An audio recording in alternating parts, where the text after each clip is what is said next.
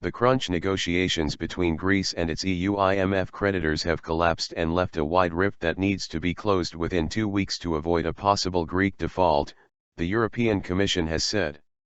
An EU Commission official, who refused to be identified because of the sensitivity of the negotiations, said on Sunday that the talks did not succeed as there remains a significant gap between the plans of the Greek authorities and the demands of the international creditors.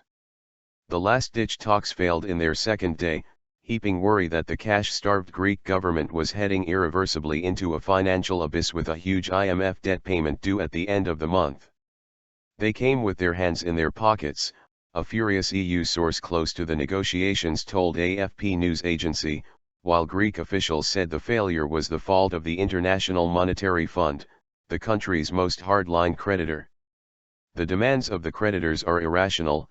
The discussions lasted 45 minutes, an irate Greek government source said. The deadlock drove the euro down in Tokyo morning trade on Monday, with the single currency dropping to $1.1222 and 138.50 yen from $1.1260 and 138.92 yen in New York late Friday. All sides had agreed that the talks were the last chance for Athens to unlock vital bailout cash in return for tough reforms that Greece's 40-year-old leftist Prime Minister, Alexis Tsipras, still doggedly refuses. Read more: IMF quits Greece talks and says no progress made. The IMF delegation quit negotiations on Greece's stalled debt talks in Brussels on Thursday. IMF chief economist Olivier Blanchard on Sunday insisted that Greece must tackle its bloated pension system, which he said accounted for a whopping 16% of the country's economy.